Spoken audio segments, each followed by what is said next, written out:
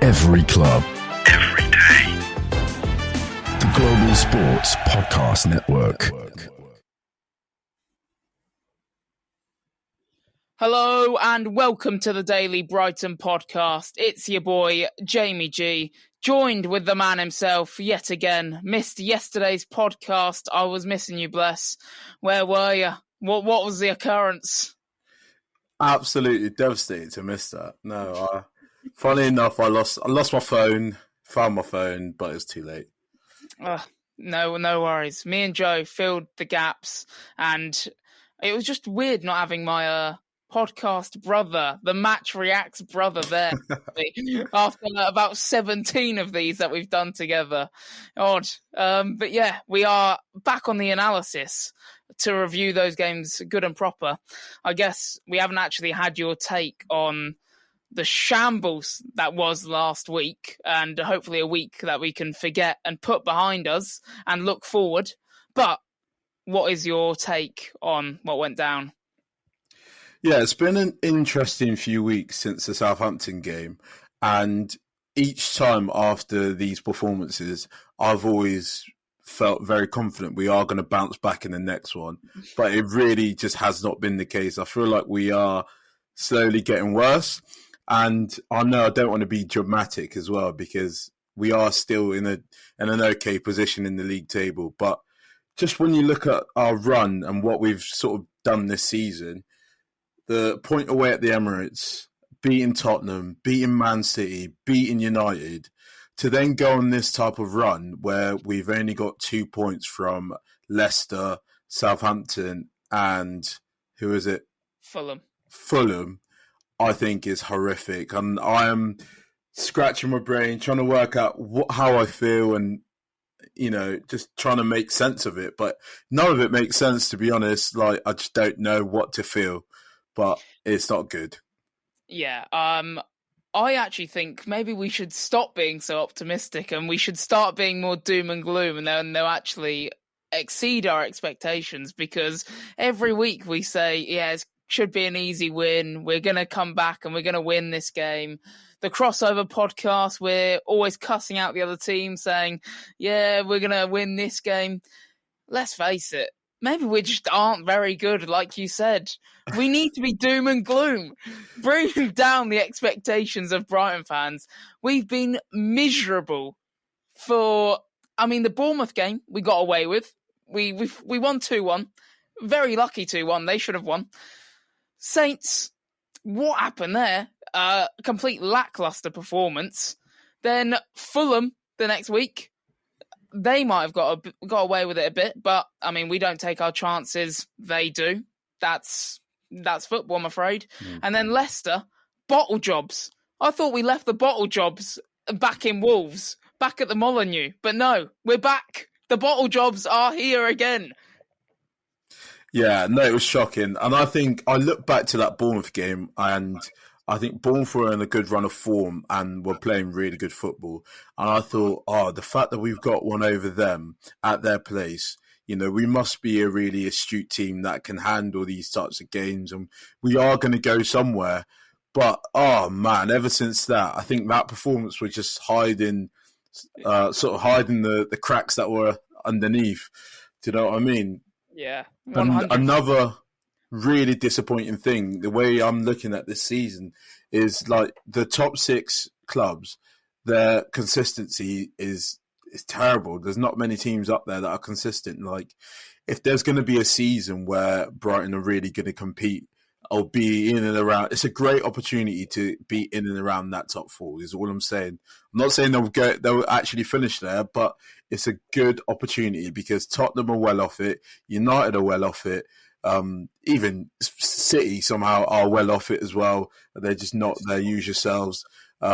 Chelsea are doing okay, and Arsenal are up and down. Like, it's a great opportunity to actually put some games together and try get into the mix of it.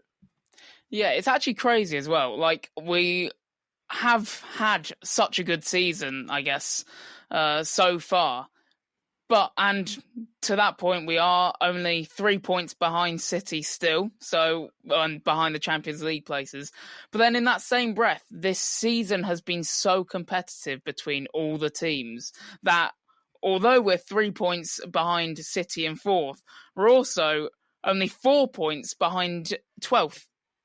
Or off 12th, or 12th or 4 points off us. That is very sobering. Yeah, so like only a couple results can be the massive difference. And that's where it's like we need to start getting, especially against these lesser teams. This was meant to be an easy run for us. And I know we keep on saying how the fixtures were looking nice up until Christmas or up until the New Year. These are actually the games we struggle the most. I miss being the underdog. I want to go back to being an underdog. Do you know what? I'm going to blame Joe because me and him sat down and had a conversation about this. And we went through all the games from probably mid-October to all the way up until Christmas. And we were like, yeah, win, maybe a draw, win. And I looked at his one. He predicted only one loss. I'm not going to lie, he should have known against Fulham. We have an absolutely terrible history of Fulham. I don't think we've beaten Fulham at their ground for about 5 years. So I think it's like in the Premier League. Yeah. For that long. In the Premier League. Yeah, it's a home and away. Oh my God, yeah. It's a tough one. Tough watch against Fulham. And that's probably, maybe we shouldn't have got our hopes up for that game, because I certainly did. I thought maybe this is the game where we bounce back, we don't lose to them for once, and we actually can grab a result.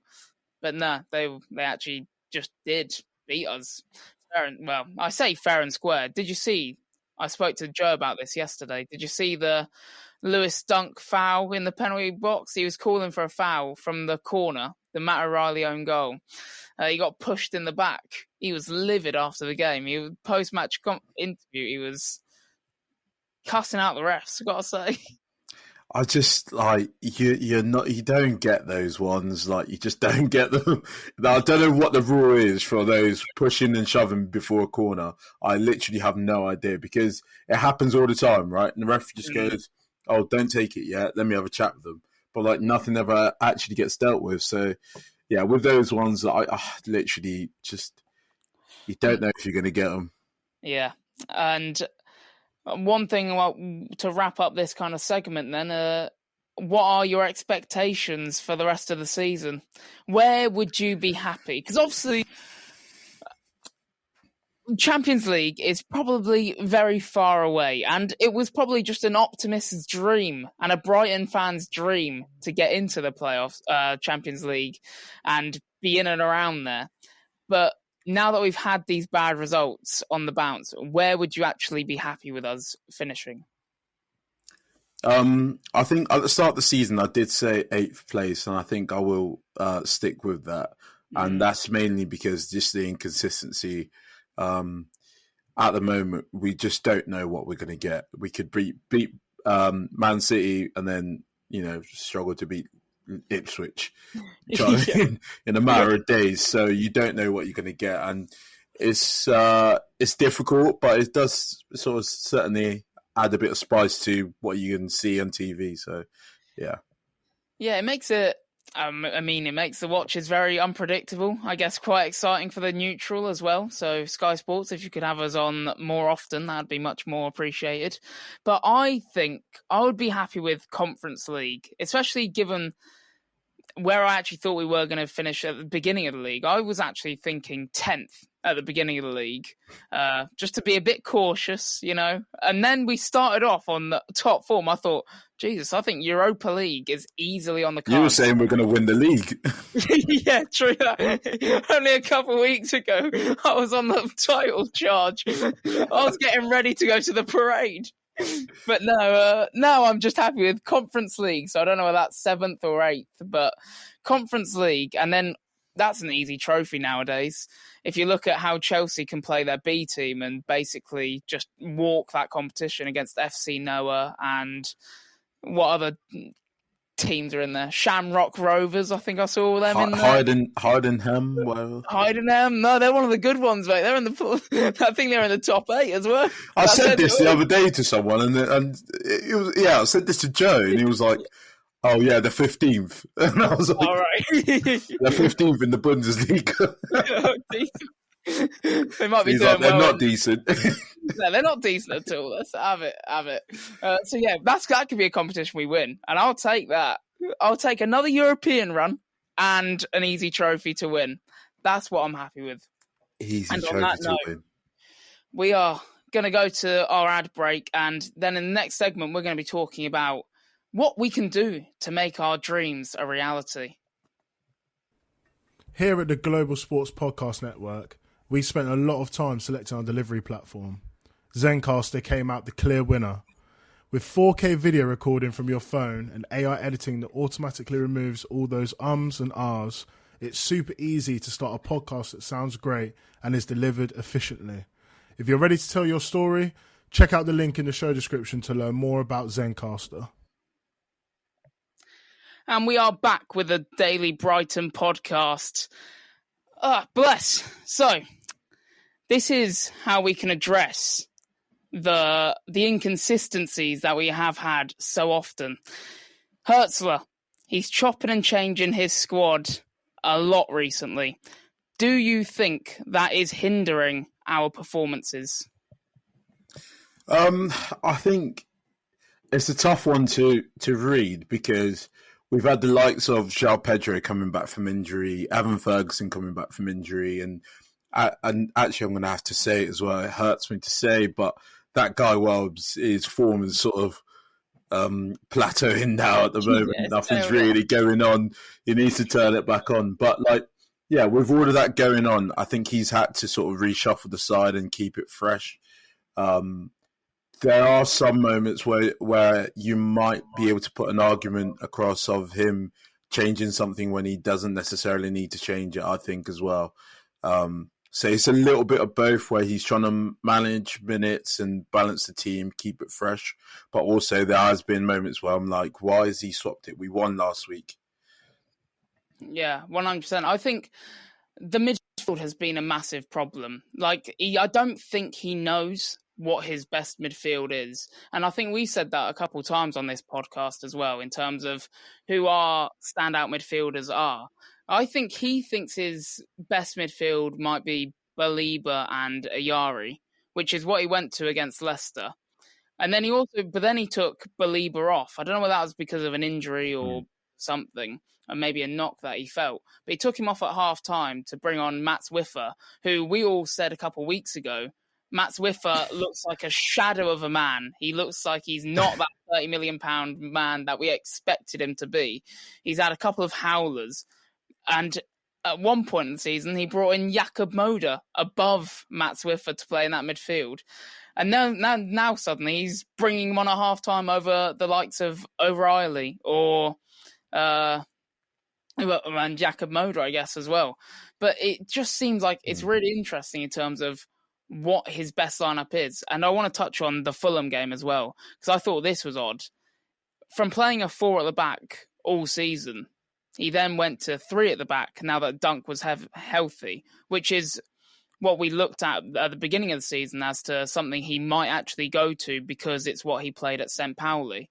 The 3-4-3 formation, with those midfielders kind of being allowed to just roam the pitch and those 10s being able to just go kind of wherever they are, which I guess suits O'Reilly. But I felt the 3 at the back was just odd, considering we hadn't played it at all. And then also, if you're playing 3 at the back just to accommodate for Dunk, it feels like, is he really that good that we're going to build our whole team around the Dunk, Igor, Van Hecke partnership?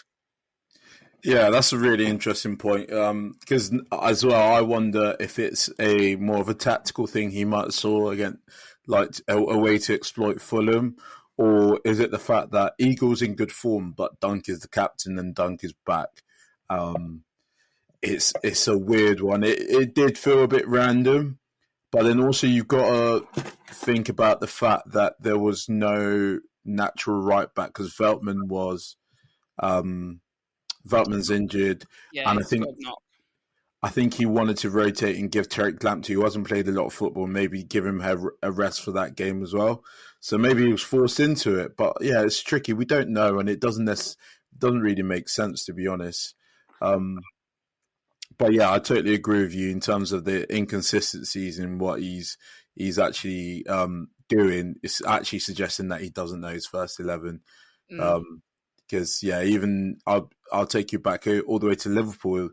The holding midfielders, the two number 6s were Hinchelwood and Ayari, and Believer was on the bench, and we were like, "What's going on?"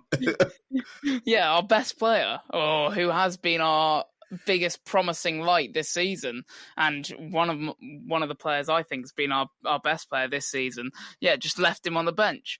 And then to that Fulham game as well, Adingra as a right wing back, the guy can't get a sniff in like all season basically to start a game. He started like 2 games all season, and then suddenly he plays him as a right wing back as like one of his first and only starts. It felt like such an odd decision, considering my personal opinion, think left wing is probably his best position. Obviously, he can't get into that spot because Mitoma is Mitoma and is our kind of golden boy / our hope and saviour in so many situations. So yeah, he probably can't get in over him. But then to play him as a right wing back when he's not renowned for defending and against a team where they're pretty good, Fulham. They're going to have chances. They're going to push us deep, and he's going to have to be required to defend. I felt like that was such an odd decision as well.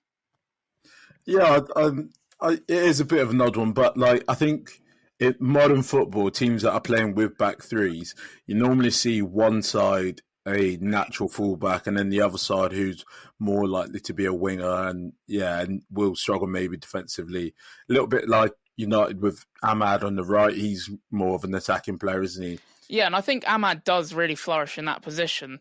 But I think it's also because, yeah, like you say, he has that chance where, because they're playing farther back or they have 3 defenders behind him, then the defensive workload on him is much less.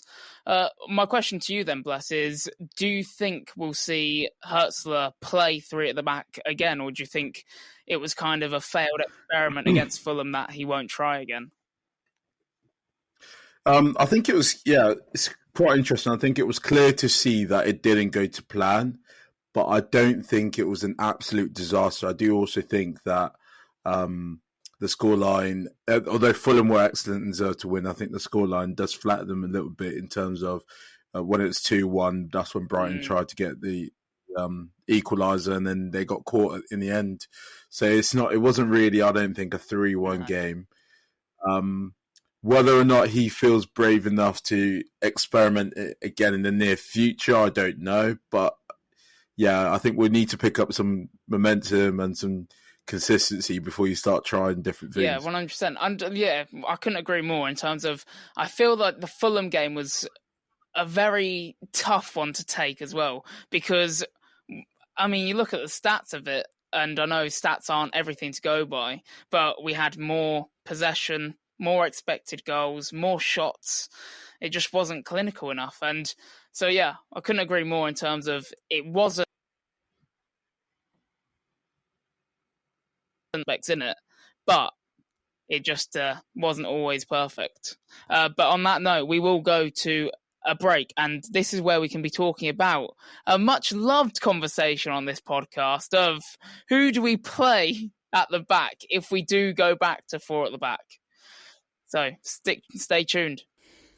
This podcast is part of the Global Sports Podcast Network, the only network bringing you exclusive daily news and views on your Premier League team, the Premier League, women's football and fantasy football. A unique listening experience that puts fans first, bringing you the very latest breaking news from your team. Subscribe wherever you get your podcasts and make us your first listen every day. Global Sports Podcast Network. Every club, every day. And we are back with the Daily Brighton podcast. And we're talking about our favourite things to do on this podcast, by the sounds of it. When it's not João Pedro or Danny Welbeck doing these slides, we love talking about the shockers and the options that we've got at centre-back. So, Lewis Dunk returned to the lineup after Igor filled his place while he was out injured for a little while. I think he filled it pretty well, but the first chance Hertzler got, he went back to Lewis Dunk. A, what did you make of that, Bless? And B, who do you think it should be going forward? It's a tough one, to be honest, because, recently I have been just wanting Dunk to come back and play. But again, Eagle's been in such good form that he does deserve to play.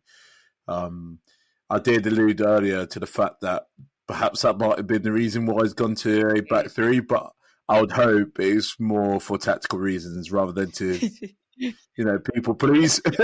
Just to get done.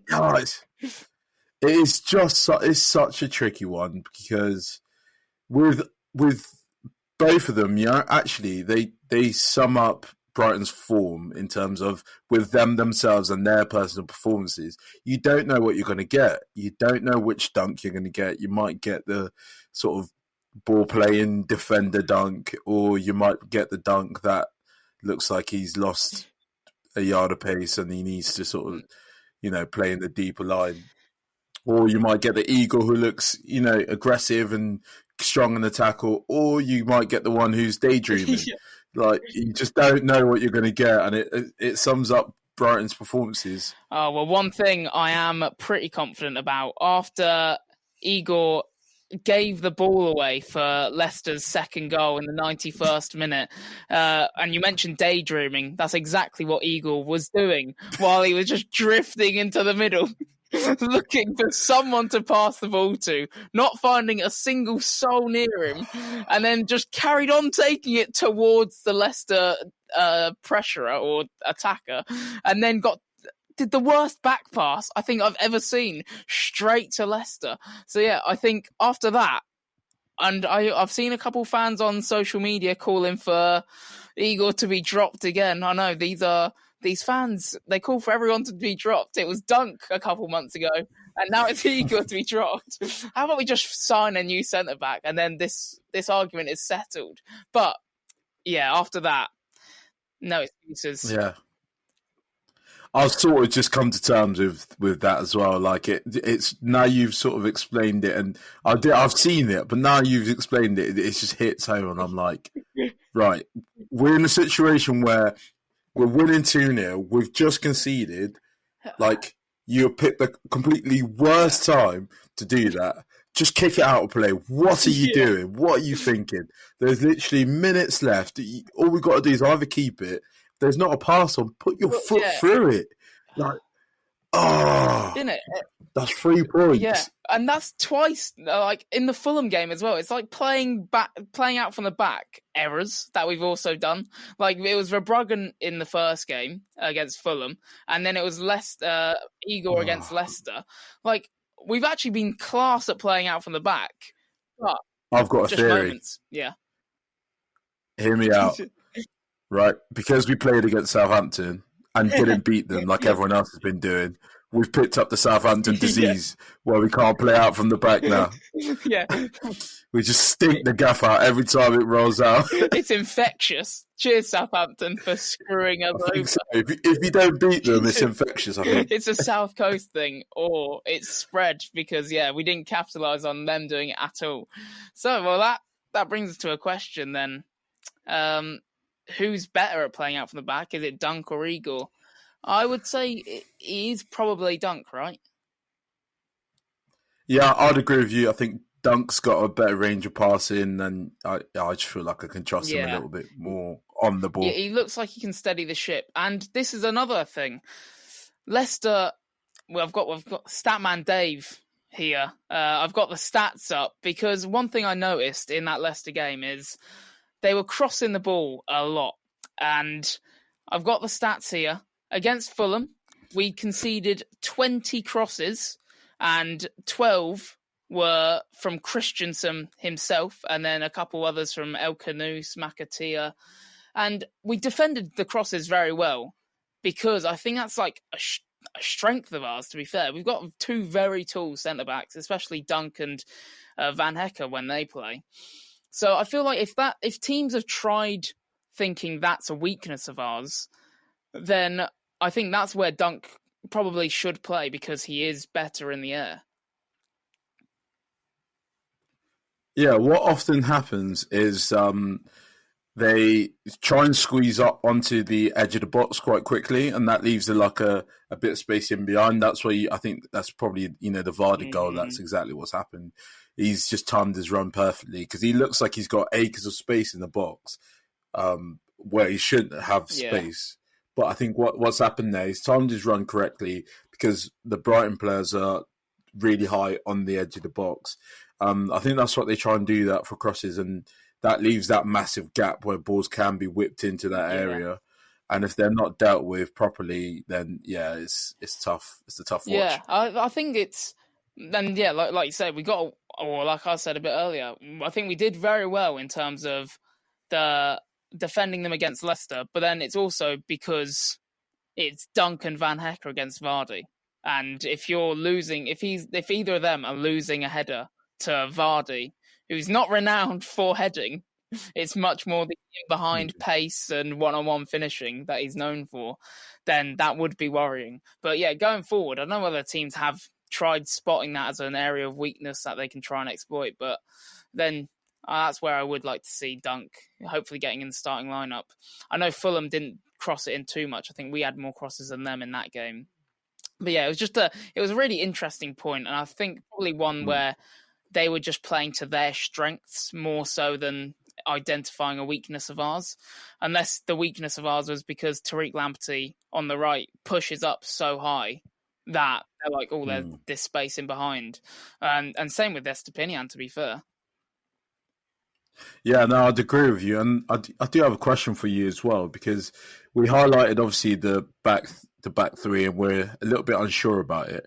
But do you think that playing three centre-backs would then support this idea that we can, defend these crosses a little bit better? Yeah, I think that would definitely try and get people to stop crossing it in. Because if you see 3 versus 1 in the box, then that would end that. And maybe it's something Hertzler spotted earlier on in the season where teams were just trying to whip balls in, and instead he's tried to go through at the back to try and end that. But that's a really interesting point in terms of what was it that, and I guess we'll never know unless he comes out and says it in a press conference, but what was it that made him randomly choose to play it through at the back? Was it just because Dunk was back and Eagle was on form? Like that's just something where it'll be interesting to know. So if Hertzler can come on this podcast and tell us, that would be appreciated. Or how about we go to a press conference and they invite us and we can ask the man himself? That would be good. Yeah, no, I'd love that. That would be the dream. There we go. And on this Daily Brighton podcast, I think it's time to end. Lovely speaking to you as always, Bless. And we hope everyone at home has enjoyed listening to our analysis of the week from hell, to be honest. We know the Brighton fans listening have probably enjoyed it just as much as us, which is 0 out of 10. But on to Crystal Palace next week. The big rivalry, the derby, the one we will win. And I know I got optimistic again after right at the beginning saying I'm not going to get optimistic, but... Yeah, we started off with we need to be humble, and now we're back at it again. I'm going to go back on the crossover, cussing out Crystal Palace again. There you go. That's what the fans want. But lovely speaking to you, and peace out, guys. Every club, every day. The Global Sports Podcast Network.